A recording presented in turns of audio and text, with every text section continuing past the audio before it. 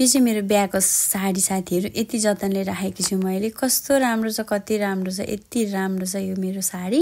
यो चाहिँ मेरो बिहाको साडी हो नि त। यसको ब्लाउजहरू घुम्टोहरू चाहिँ छैन, तर पनि मैले यति धेरै जतनले राखेको छु यो साडी। अनि हिँड्दै जाँदा कस्तो बेरेर कति धेरै लाउनु मन लाग्यो, अनि फनफनी नक्कल पार्दै बेर्दैछु म चाहिँ। कति चाहिँ नक्कली छु भनेर तपाईँहरूलाई पनि थाहा होला म, होइन होइन साथीहरू, म चाहिँ तपाईँहरूले देखेको जस्तो त्यस्तो खालको चाहिँ छुइनँ, नक्कली चाहिँ छुइनँ। तर पनि यहाँ हेर्नुहोस् त, मैले यता फर्काइ फुर्काइ गरेर सराक सुरुक बनाएर साडी लाएर के गर्नु भएर घरमा काम नभएपछि यस्तै हो। म त जहिले के खोज्ने लाउने।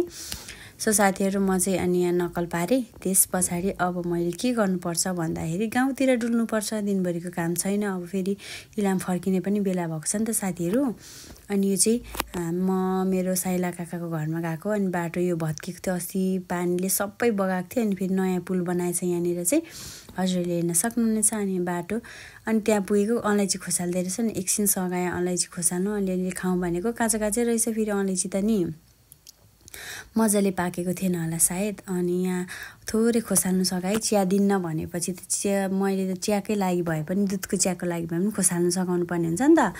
अनि खोसाल्नु सघाएँ मैले चाहिँ यहाँ यति धेरै। अनि अब हामी बनाउँदैछौँ चटपटे। यो चाहिँ हाम्रोतिर चाहिँ अझै पनि काँक्रा छ है साथीहरू, तर अब ल्याइदिनु नभन्नु होला किनभने सिजन अफ भयो। सो चटपटे पनि रेडी भयो। त्यस पछाडि हामी खाँदैछौँ। यस्तो मिठो भएको थियो चटपटे, बहिनीले बनाएको चटपटे चिया चट्ट खाएर। यो चाहिँ मेरो फेभरेट फुल हो, त्यही भएर मैले खिचेको जहाँ जाँदा नि यो चाहिँ खिच्छु। कति राम्रो राम्रो फुलहरू छ हेर्नुहोस् न। यो चाहिँ हाम्रो घरमा सानो थियो, ठुलो खालको रहेछ, अनि मैले खिचेको। यो अहिलेको सिजनको फुल हो साथीहरू। त्यस पछाडि म लागेँ, बहिनी र म यहाँ माटो लिनको लागि। चुल्हा लिप्न माटो थिएन नि त। अनि हाम्रोदेखि चाहिँ पर गएर ल्याउनुपर्छ। बहिनीहरूको घरको छेउमा मात्रै पाउँछ। काकाहरू, बहिनी भन्दा पनि मेरो काका साइला काकाको छोरी हो यो केटी चाहिँ। ऊ र म खन्नका लागि गयौँ। यो काली माटो भन्छौँ हाम्रोतिर चाहिँ, हजुरकोतिर के भन्नुहुन्छ। चुल्हा लिप्नको लागि प्रयोग गरिन्छ यो माटो चाहिँ। सो हामी खन्दैछौँ। अनि म चाहिँ यही ल्याउनुको लागि खासमा गएको, गाउँ डुल्नु भन्दा पनि। अघि गाउँ डुल्नु भनिहालेँ, डुल्ने प्लस ल्याउने गरेर। अनि एक बोरा चाहिँ अलिक ल्याउन सकिनँ किनभने म बोक्न सक्दिनँ नि त। अनि यति ल्याएँ मैले। कस्तो मेरो हालत हेर्नुहोस् न, त्यो ब्याग, सानो ब्यागमा चाहिँ मैले फोन बोकेको है साथीहरू। अनि यति ल्याएँ, माटो गरौँ हुन्छ भनेर बहिनीले यति नै लैजा भनेर मैले चाहिँ यति लगेँ। यस्तो राम्रो थियो यहाँको माटो नि, पहिला पनि लान्छु लगेको, फेरि अहिले लाँदैछु। सो घरमा आएर त फेरि मेरो त्यही रुटिन। अब म जाँदैछु। यो चाहिँ लसुनबारी हेर्नुहोस् न, हिजो अस्ति मैले दसैँमा गएर रोपेको लसुन यत्रो भइसकिसकेछ, कति छिटो आएको हो लसुन। अनि म चाहिँ खुसी हुँदै फेरि जाँदैछु गोठतिर। गोठमा मेरो काम के हुन्छ भनेर हजुरलाई थाहा हुँदा छँदैछ होइन। अनि यो चाहिँ हाम्रोतिर चाहिँ टुक्रुके चाहिँ भर्खर यतिको मात्रै हुँदैछ। अस्ति दसैँमा चाहिँ खानै पाइएन। अनि आज चाहिँ खानु पर्यो भनेको, फेरि सानो सानो रहेछ। अनि त्यसलाई मैले टिपिन माया गरेर राखेँ। अनि अब म गएँ सरासरी गोठतिर आगो बाल्नका लागि। खोले बसाइराख्नु भएको थियो अघि ड्याडीहरूले। अनि मैले चाहिँ यहाँनिर चाहिँ चट्ट अब के गर्नुपर्छ भन्दाखेरि यो खोलेमा आगो बसाल्नुपर्छ, लाउनुपर्छ। हल्का फुल्का चाहिँ थिएछ। अनि मैले घर चाडेर फेरि हल्का लगाइदिएँ आगो। अनि आगो मर्छ भनेर म चाहिँ घरमा यस्तै हो मेरो काम, यताउता गर्ने, खोले पकाउने, खाना पकाउने, घर सरसफाइ गर्ने, त्यस्तै हुन्छ मेरो चाहिँ लगभग कामहरू। अनि म अब कस्तो मलाई दुःख पनि लागिरहेछ साथीहरू। आज म फेरि इलाम पनि जानुपर्ने होइन, घर छोडेर जानु मन नै छैन। त्यस्तै हुन्छ, घर गएपछि त आउनै मन लाग्दैन नि त। अनि अब म सब्जी टिप्नको लागि घरमै भएपछि चाहिँ यस्तै सबै कुराहरू अर्ग्यानिक खानु पाइन्छ। सिमी साग हुन्छ नि, सब्जीहरू त एकदम यहाँ भनेको अब इलाममा भनेको चाहिँ सबै कुरा किनेर खानुपर्छ, त्यो पनि फ्रेस पाइँदैन। अनि यो चाहिँ हामी आफै टिप्ने, टक्क टिप्ने, पकाउने, खाने, त्यस्तै हुन्छ। म यहाँ सकि गरेर टिप्दैछु।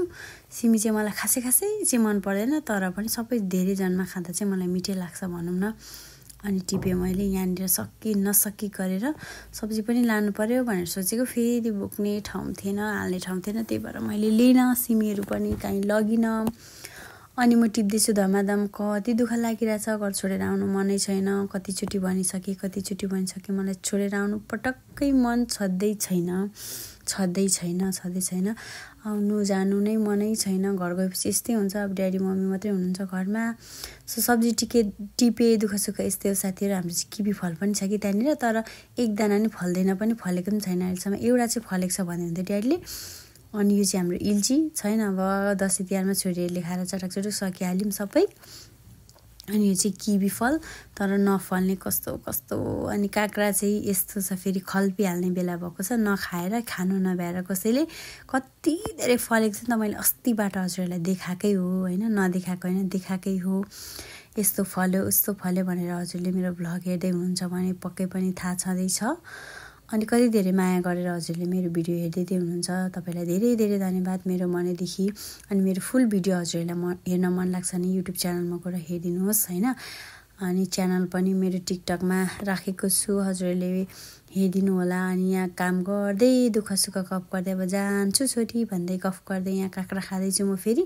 सो यतिकैमा भन्दै लाग्यो, मम्मीले त्यहाँ मलाई पर्खिरहनु भएको छ बिदा गर्नुको लागि। झोलासोला कसेर टाप कसे छोरी बाई बाई।